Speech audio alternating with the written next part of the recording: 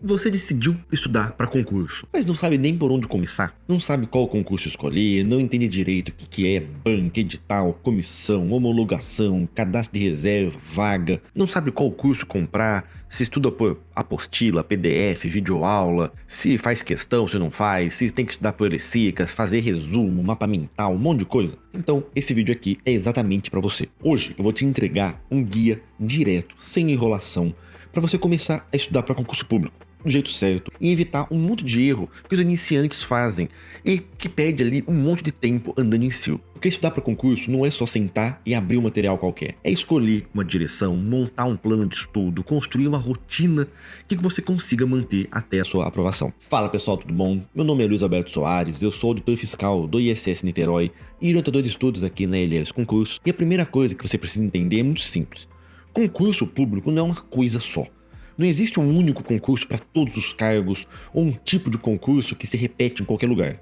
Existe concurso para tudo, mas cada um é bem diferente um do outro. Aí tem concurso federal, estadual, municipal, concurso para a área administrativa, para tribunal, para a área fiscal, controle, polícia, para a área bancária, poder legislativo, para saúde, educação, para o pessoal que é de tecnologia de informação, cargos específicos ali para formações, então cargo de engenheiro, cargo para contador, cargo para psicólogo, cargo para assistência social, arquiteto e assim por diante. Como você pode perceber, tem concurso de todo tipo diferente.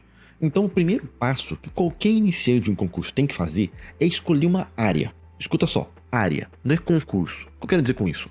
Você não precisa escolher exatamente um concurso perfeito para a sua vida. Um concurso específico de um município, de um estado ou de um certo lugar. Não. Você tem que escolher no mínimo uma área de concurso. Porque se você não escolhe uma área, você vai ficar perdido e você vai ficar pulando de área em área. Hoje você vai estudar para um concurso de tribunal. Amanhã você vê um vídeo da área fiscal e vai para a área fiscal. Depois você vê uma notícia do Banco do Brasil e muda para a área bancária. Aí sai um concurso policial e você muda para a área policial. No final das contas, você não estudou nada de nada, você não construiu base teórica nenhuma, você vai estar sempre recomeçando do zero e você fica sempre sem passar em concurso nenhum. Para escolher uma área de concurso, a primeira coisa que você tem que olhar é formação. O que eu quero dizer com isso? Tem concursos que exigem apenas ensino médio. Tem outros concursos que exigem nível superior, mas qualquer diploma, independentemente da área, do tipo. Por outro lado, tem concursos mais específicos que, por exemplo, só vai aceitar bacharelado, que não vai aceitar tecnólogo, que não vai aceitar licenciatura. Outros aceitam todos esses tipos. E tem, óbvio, muitos concursos que vão exigir diplomas específicos em uma área específica. Então, de direito, de contabilidade, de medicina, de engenharia. Então, antes de você sonhar com um cargo específico, sonhar com uma área específica de concurso, primeira coisa, veja se você pode prestar aquele cargo. Eu sei que parece meio óbvio, mas muita gente ignora isso e depois, no meio do caminho, descobre que não pode fazer prova daquela área, daquele concurso. Além da área do concurso, olha também para uma outra coisa que é a lotação. Lotação, na verdade, é onde você vai trabalhar depois de aprovado, em qual lugar do Brasil. O que eu quero dizer com isso? A gente tem, no Brasil, concursos federais que podem te mandar literalmente para qualquer lugar do Brasil. Então, por exemplo, você mora lá no Rio Grande do Sul, está disposto a passar num concurso federal e, por exemplo, precisar se mudar lá para o Amazonas, a 3.000 quilômetros de distância da sua família, dos seus amigos, caso você precise tomar posse lá no Amazonas? Você topa se mudar, mas e o seu cônjuge, e os seus familiares, seus filhos, estão ok com isso? Você tem que cuidar de alguém aí, dos seus pais, dos seus avós, que não pode ir junto com você? De novo, parecem perguntas óbvias, né? Mas muita gente toma essa decisão e não sabe nem se vai conseguir se mudar para tomar posse depois. Além do concurso federal, né, que você pode ir para qualquer lugar do Brasil, a gente também tem concursos estaduais. Ou seja, que você já pode ser ali, é um pouco mais limitado, porque você não sabe exatamente em qual cidade você teria que morar, mas você sabe que pelo menos vai ser dentro de um estado específico. Ou seja, em qualquer uma das cidades daquele estado você pode ser lotado, mas sempre dentro daquele estado. E claro, temos o último caso, que é o caso de um concurso municipal, onde você já sabe ali de antemão em qual município exato você vai trabalhar. Então, por exemplo, eu sou auditor fiscal municipal aqui do município de Niterói. Então, quando eu fiz o concurso, eu já sabia que se eu fosse aprovado, eu iria morar onde? Aqui em Niterói, porque é a única lotação que existe para o meu concurso do município de Niterói. Resumo da ópera, lotação também importa muito. Não adianta você escolher uma área de concurso, um cargo só pelo salário e depois descobrir que você não quer ou nem pode morar naquele lugar. Beleza, você já escolheu a área do concurso que você quer prestar? Agora tem um segundo passo, que é em você entender como que funciona, vamos chamar assim, o ciclo de vida de um concurso. Normalmente o concurso passa ali por uma infinidade de fases e que do começo ao fim dele pode demorar literalmente anos. Primeira coisa, surge a necessidade mesmo do órgão, ou seja, o órgão percebe que precisa contratar mais pessoas para trabalhar. Depois dessa necessidade, né, vem aí um longo processo burocrático interno dentro do órgão público, até que finalmente o concurso seja autorizado. Com o concurso autorizado, vem uma nova sequência de coisas, de procedimentos burocráticos necessários para que o concurso aconteça de fato aqui no mundo real. Ou seja, tem que formar a comissão de concurso, que são as pessoas que vão gerenciar esse processo todo. Essa comissão de concurso vai escolher uma banca por meio de uma licitação. A banca, na verdade, é a empresa, o órgão, que vai aplicar a prova, então que vai elaborar a prova, que vai contratar os fiscais. Depois que escolher uma banca, essa banca tem que ser contratada por meio de uma licitação, como eu disse. Essa banca, depois de contratada, ela vai elaborar o edital. Edital, na verdade, são ali as regras do concurso, vamos chamar assim. É onde vai estar definido o número de vagas, o que vai cair na prova, quando que vai ser a prova, quando que começa a prazo recursal. Todas essas coisas, então, as regras do concurso chama-se edital. A banca elabora esse edital. Depois esse edital, ele é publicado. E a partir daquele momento ele passa a ser válido. E é ali que você vai ver as regras do concurso. Então, quando que vai ser a inscrição, quando que vai ser a prova, quando que o resultado vai sair, como que você recorre, como que esse concurso vai concluir, ou seja, quando que ele é homologado. E daí, claro, todas essas coisas vão acontecer. Vai ter prazo de inscrição, vai ter prazo para fazer a prova, prazo para sair o resultado, você vai poder impugnar, recorrer. E no final, o concurso ele é homologado, que é esse ato final que fala assim, o concurso acabou, esse aqui é a lista de resultados. Quem foi aprovado, quem não foi. E depois que o concurso é homologado, a gente ainda tem uma última fase que chama de homologação, que é quando você de fato é nomeado e que você vai lá no órgão público com seus documentos para tomar posse e começar de fato a trabalhar. Ufa, é bastante coisa, porque de fato é mesmo, é um procedimento longo, extenso, que como eu disse, pode demorar ali 2, 3 anos para começar até o final. E você precisa entender tudo isso por quê? Porque em cada fase exige uma estratégia diferente do concurseiro. Então, por exemplo, se o concurso ainda está distante, não saiu nada, não tem autorização, você está na fase que a gente chama de pré-edital. Ou seja, o edital do concurso ainda não saiu. E isso é hora de quê? É hora de construir a base, é hora de estudar a teoria das disciplinas básicas que sempre caem nos concursos daquela área ali que você escolheu. Se você está um pouco mais perto, então o concurso já foi autorizado, a banca já foi contratada, o edital já está prestes a sair. Você já está numa fase aí intermediária, vamos chamar assim, uma fase de alerta. Dá para começar a estudar agora, do zero? Não dá mais. Já tá perto demais, o edital já tá para sair. Mas se você já está estudando há algum tempo, já está ali, vamos dizer, no meio do caminho, agora seria a hora de acelerar. E por fim, a gente tem ali a fase chamada de pós-edital, que é depois que o edital de fato saiu, já foi publicado. É a fase de reta final. Reta final não é hora de estudar de qualquer jeito, nem é hora de estudar um monte de teoria do zero. É hora daquele aluno que já é experiente, que já estudou as matérias, agora revisar os assuntos mais prioritários, fazer questões dos assuntos que ele erra mais, é realmente ali fazer a reta final de últimos ajustes até o dia da prova. Terceiro passo é escolher o seu material de estudo. Hoje aí, para a grande maioria esmagadora dos concursos, o caminho mais comum, mais eficiente, é estudar pelos cursinhos online.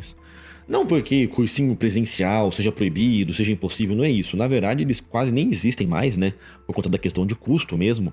Mas a verdade é que os cursinhos online dão muito mais flexibilidade para o aluno, tem muito mais atualização, tem muito mais conteúdo. E também, normalmente, eles custam muito menos para o aluno, né? Então ele tem um custo-benefício muito melhor. E hoje, na prática, aí, todo mundo estuda por cursinhos online. Detalhe bem rápido, assim, eu não vou, nesse vídeo aqui, até por ser um vídeo iniciante, eu não vou recomendar um cursinho específico, ou outro, acho que o foco não é esse. Mas o que eu queria dizer é assim, você baixa ali, escolhe o seu cursinho online, você se cadastra nele, compra o material. E qual que é a vantagem? Você pode fazer o estudo a hora que você quiser. Você pode estudar de manhã, de tarde, de noite, pode repetir a aula, pode pular algum assunto que você já saiba, pode acelerar a videoaula, pode revisar, pode baixar no celular, pode imprimir no papel. É muito prático, né? É muito fácil, é muito prático. Eu só queria alertar para um assunto. Cursinho online, independente de qual seja, tem muito conteúdo. Ele tem PDF completo, tem PDF simplificado, tem videoaula, tem resumo, e tem sistema de questão, e tem aula extra, e tem trilha estratégica, e tem material complementar, é muita coisa. Se você tentar estudar tudo que o cursinho te dá, muito provavelmente você não vai sair do lugar. Então o segredo ali, né, você tem que ter essa percepção de estudar os materiais que você precisa com estratégia, beleza? Ah, Luiz, eu tô perdido, o que eu faço? Minha dica pessoal, de maneira bem geral, para quem está iniciando ali, para quem é um aluno, um concurseiro, né, iniciante, priorize as apostilas em PDF. O PDF, né, a apostila, ela costuma ser mais rápida, costuma ser mais completa e também costuma, então, fazer um estudo mais eficiente. Você gasta menos tempo para estudar mais. O problema da videoaula, na verdade, a videoaula é muito legal para aprender um assunto difícil, um assunto que você está com dificuldade, para destravar realmente ali alguma matéria. Mas se você tentar estudar tudo por videoaula, provavelmente vai demorar muito e vai te atrapalhar mais do que ajudar. Um outro problema da videoaula, eu sempre falo isso para meus alunos, é que videoaula ela é bastante confortável, vamos falar assim. Você sente que está estudando bastante, você sente que está aprendendo bastante, que está tudo muito fácil. Mas na verdade está fácil justamente porque a videoaula ensina pouco. O aluno ali passa horas assistindo a videoaula e no final das contas ele aprendeu muito pouco. E quando ele vai fazer questão, ele vai mal. Então assim, recomendação pessoal minha. Usa a videoaula como ferramenta de apoio. Então, você usa a apostila em PDF para estudar ali o geral das coisas, usa as questões para fixar o conhecimento e a videoaula para destravar algum assunto pontual que você tenha dificuldade. Eu acho que esse é o melhor caminho para a grande maioria dos alunos. Ainda no assunto aí de material, vem agora aqui uma das partes mais importantes do estudo para concurso, que é planejamento. O que eu quero dizer com isso? Estudar para concurso não é igual estudar para prova de escola, para prova de faculdade, que você já está acostumado. Porque na escola, na faculdade, você estuda uma matéria, você faz a prova, acabou aquele assunto, depois você pode esquecer. No concurso não é assim, porque você não tem que estudar uma matéria, você não vai fazer uma prova de um assunto específico. Você tem que estudar ali várias matérias, normalmente ali 8, 10, até 15, 20 disciplinas, dependendo do concurso que você escolher. E você precisa chegar no dia da prova lembrando de tudo. Você não vai precisar lembrar só de um assunto específico, de uma disciplina. Você precisa lembrar todos os assuntos de todas as disciplinas. Então, se você continuar estudando da maneira como você sempre estudou na escola, no colégio, na faculdade, ou estudar de forma aleatória de qualquer jeito, você vai se perder e não vai conseguir ser aprovado. Eu falo isso com toda a tranquilidade do mundo. Se você estudar uma disciplina primeiro, depois passar para outra, que é como a gente estuda na faculdade, você vai esquecer a primeira e você vai chegar lá no final, você vai no máximo lembrar as 2, 3 últimas que você estudou e o resto das matérias não lembra mais nada. Então assim, você precisa se organizar para estudar várias matérias ao mesmo tempo. Normalmente, né, o pessoal aqui no mundo dos concursos chama isso de ciclo de estudos.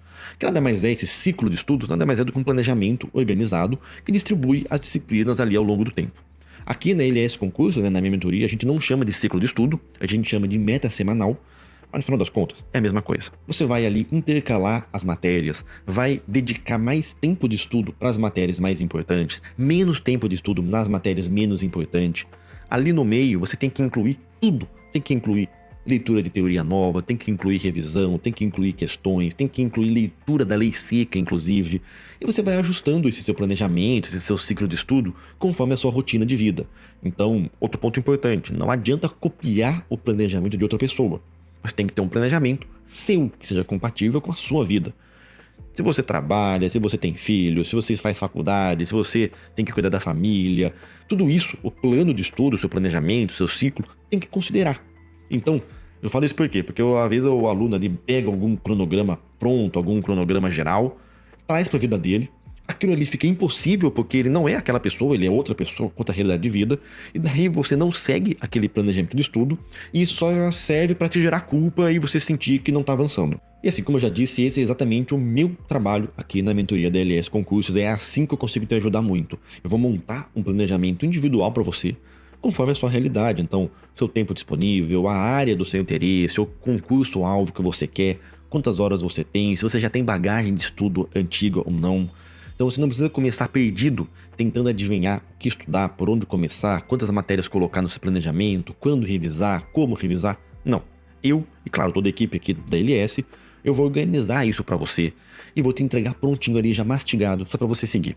Se você quiser conhecer melhor como que funciona aqui a mentoria, clica aqui no link da descrição do vídeo, agenda uma entrevista gratuita comigo, ou também me chama lá pelo WhatsApp, a gente vai conversar, se conhecer, e eu te explico como que eu posso te ajudar. Um outro ponto essencial para o concurseiro iniciante é: tenha calma.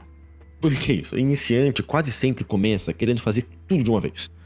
Ele acha que ele vai conseguir estudar 10 horas por dia, que vai conseguir zerar o edital ali muito rápido, que vai acertar tudo as questões logo depois que estudou a primeira vez. E vou ser bem sincero, nada disso vai acontecer, tá? E tá tudo bem. Concurso não é uma corrida rápida. Concurso é uma maratona. No começo, você tem que primeiro criar uma rotina de estudo. Se você nunca estudou ou se faz muito tempo que você não estuda, começa por pouco. 1 horinha por dia, depois 2, depois 3. Se você acha que você vai começar estudando 10 horas por dia, desculpa, não vai. Testa o horário, vê se você rende melhor de manhã, de tarde, de noite.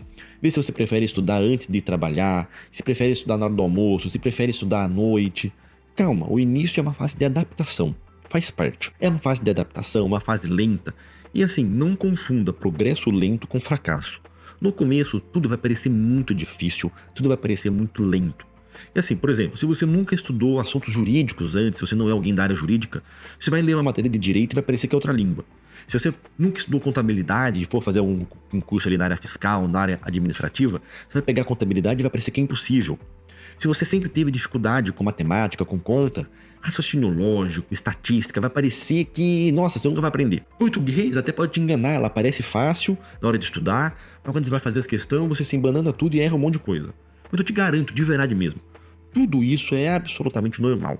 Todo mundo começou perdido, todo mundo que passou já num concurso, que hoje é concursado, não começou achando tudo fácil. Ele não é um gênio. Quando ele começou, ele também tinha dificuldade, ele também achava difícil, assim como você. A diferença de quem passou, de quem não passou, é que quem passou não desistiu. É apenas isso. Mais um assunto aqui sobre estudo ainda. Tem 3 coisas que você não pode tirar do seu estudo: teoria, questão e revisão. Então vamos lá. Teoria é estudo teórico que vai construir a base das matérias. Você precisa entender minimamente o assunto. Não adianta você não saber nada, tentar fazer revisão, tentar fazer questão, tentar ler resumo. Como que você vai acertar um assunto? Como que você vai aprender um assunto se você não tem a menor ideia do que tudo aquilo significa? Por outro lado, só estudar teoria não aprova. Fazer questão é obrigatório. É resolvendo questão que você entende como que aquele assunto cai na prova, como que a banca do seu concurso pede e cobra aqueles assuntos na hora da prova, quais assuntos caem mais, quais assuntos caem menos, quais pegadinhas aparecem toda hora, quais assuntos você está errando mais. Então você precisa fazer questões. Então, teoria, questão. E o terceiro ponto ali muito importante são as revisões. É a revisão que impede que você esqueça tudo. Sem revisão, você estuda hoje, entende hoje, faz as questões hoje, vai estar indo tudo muito bem, e daqui a alguns meses você já esqueceu tudo e não lembra mais de nada. Então, desde o início do seu estudo, precisa ter revisão, precisa ter momentos de revisão. Não espera terminar uma matéria, não espera terminar todo o estudo para revisar. Você precisa revisar ao longo da sua caminhada de estudo para concurso. Detalhe rápido sobre estudo das matérias de direito. Lei seca. O que significa isso? Quando o pessoal fala estudar a lei seca, é o nome que se dá para ler literalmente ali o texto da lei. Artigo por artigo, parágrafo por parágrafo, é ler o texto legal puro, por inteiro, não só trecho mais importante, não só trecho grifado. É ler a Constituição Federal, é ler as leis, códigos, estatutos, normativas, tudo isso que estiver previsto no seu edital, você precisa ler a lei seca. E você precisa ler isso tudo por um motivo muito simples. Muitas bancas cobram exatamente o texto da lei e vão ali no máximo tirar uma palavrinha, mudar uma palavrinha, e você tem que perceber que aquilo mudou para estar certo ou errado.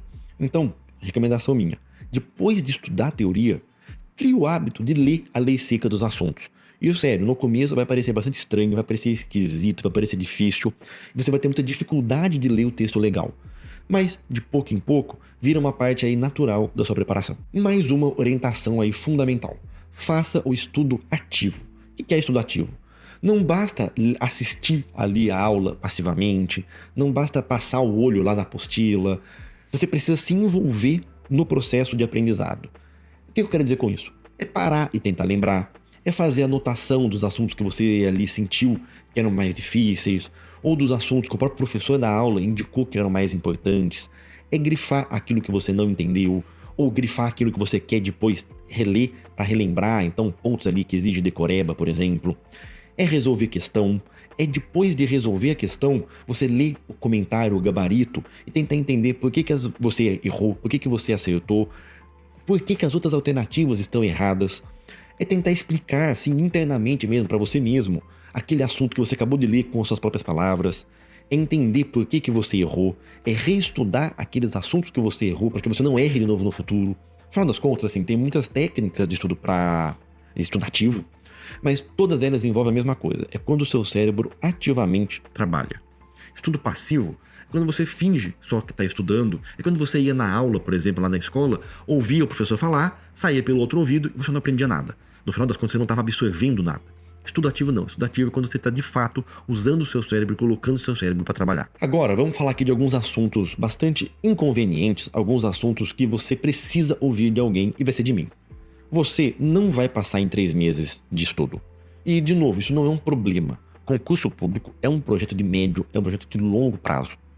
Claro que existem ali algumas exceções muito raras, de concursos pequenos, de concursos de escadas, em editais bem enxutos com pouquíssimas disciplinas, mas mesmo nesses casos, é complicado imaginar que alguém ali consiga ser aprovado começando do zero em 2 ou 3 meses, salvo se for um caso muito fora da curva.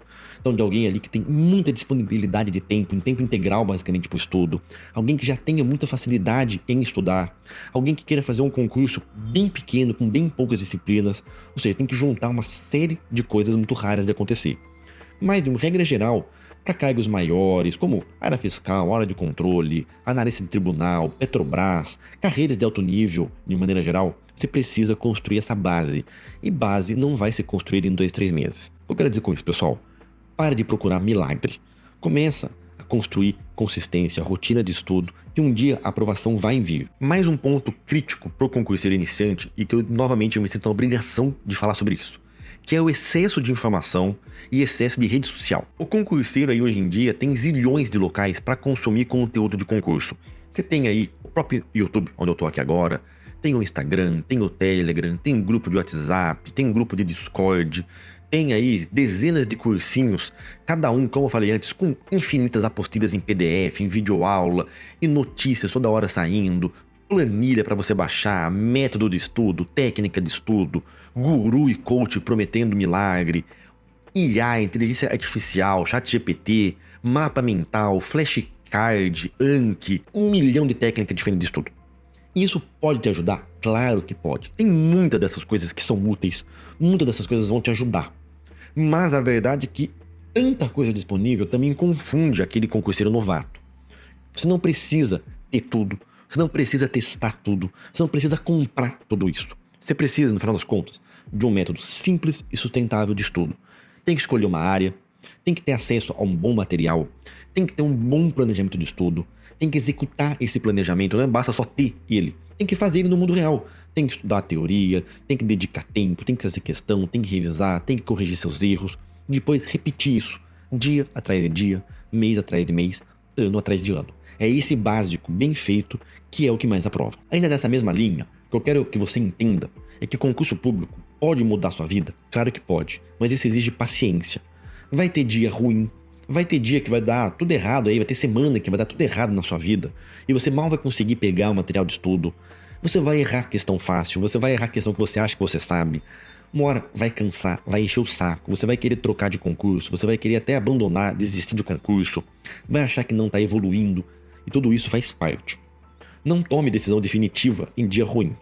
Às vezes só precisa descansar um pouco, dormir melhor, reduzir um pouco sua carga de estudo, trocar a estratégia, pedir orientação e continuar, porque quem continua passa. E eu refaço aqui meu convite, se você está começando agora a estudar para o concurso e quer evitar todos esses erros que você pode fazer, a mentoria aqui da LS Concursos pode te colocar no caminho certo desde o início.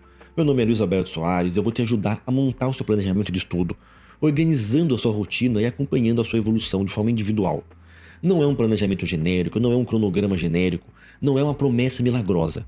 É estratégia, constância e direcionamento. O link para agendar uma entrevista gratuita comigo está aqui na descrição.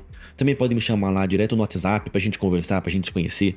Vai ser um prazer entender a sua realidade, entender que concurso você quer e te ajudar a começar aí do jeito certo. Se você gostou desse vídeo, por favor, deixa aqui embaixo o seu joinha, o seu like. Se ficou também qualquer tipo de questão, de dúvida, de pergunta, deixa aqui embaixo nos comentários que eu vou ter o maior prazer de ler e de te responder. E claro, o mais importante também é não se esquecer de se inscrever aqui no meu canal. Além de me ajudar muito aqui no YouTube, eu garanto que eu vou entregar pra você o melhor conteúdo de concurso público de toda a internet. Tamo junto, bons estudos, boas provas e eu quero muito mesmo. Quero ver você no meu próximo vídeo. Tchau, tchau.